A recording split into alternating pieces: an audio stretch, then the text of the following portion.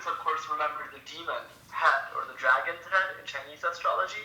In Indian astrology, it's the demon's head, and he's kind of like Uranus and Pluto combined. Like he's just chaos.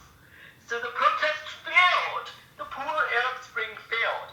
The last time Rahu and Saturn were conjunct in Libra, it was 1864, 1865. Wow. And the slaves were emancipated, but then they kind of didn't really win their freedom until 100 years later, 1965, because of our own apartheid, right? Right. So now it's just kind of interesting because Rahu left Libra in July, but then Mars entered Libra, and Mars and Saturn hate each other because Saturn is, like the gods, and Mars is the dumb jock. And if there's anyone that, people that want to be quiet or alone or working class people, that are just trying to get equality, Saturnians, they really hate macho, the jocks, but the point is, in terms of, Mars also represents anger. No one planet represents just one thing.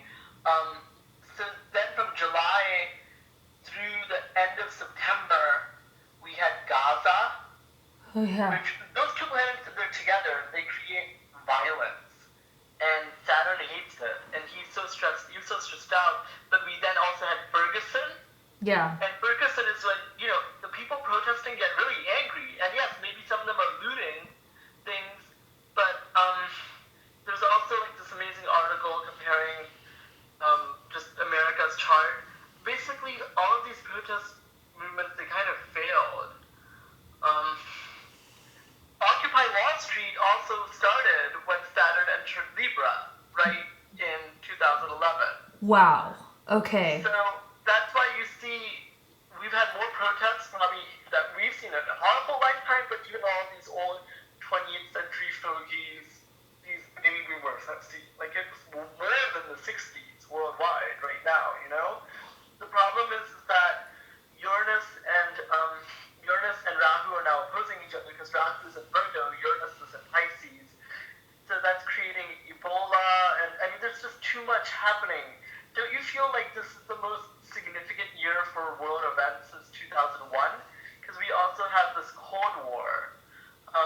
Cold War didn't probably really ever go away, but the Russians are now funding all the Shia states, Iran, Syria, meaning Assad, and they want whoever we are funding our client Sunni states like Saudi Arabia, all those people that are bombing the Syrians with Obama right now. They're all Sunni. So what's really going on in the Middle East is this proxy war between Saudi Arabia and Iran.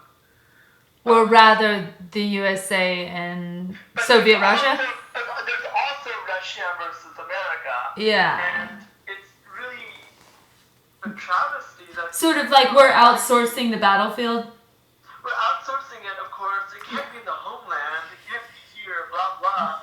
One white person's life is equivalent to maybe 10 or 20 brown people that you can maim and kill, innocently.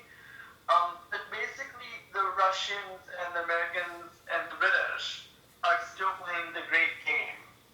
Yes. Which is the game they're playing in Afghanistan since the 1860s. Before it was the British versus the Soviets. And they're manipulating the poor, simpleton brown folk that they know are more religious than them, because none of these people believe in religion, to kind of fight for resources on one side or the other. Yeah. We're never really leaving Iraq, because I think it's hilarious when the Republicans are blaming Obama, they pulled out. Pulled out what? The person that we had in there was our own, we thought he would be our own, prostitute, like Mubarak, but he turned out to be a total sectarian, and he was killing all of these Sunnis.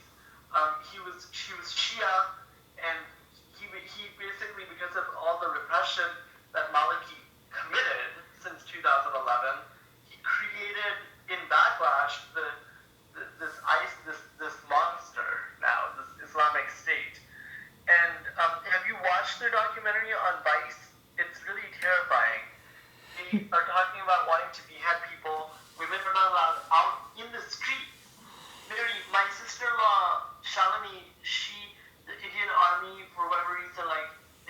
write like diplomatic things, and her dad was a general. She was in Baghdad when she was in 8th grade.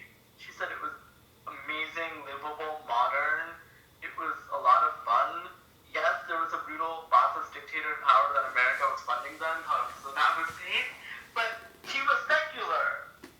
Right. Wow. So, it was like not really like, like doing things against that family or the Ba'athists, then you were like never seen or heard from again. But America loved him then because we were funding him as soon as the Iranian Revolution happened. So then the Iranians became our enemy, so we told him to invade Iran. And then, anyway, so it's just, you have to see the Vice documentary, but it's just amazing to me how, why do us people, why do we have the attention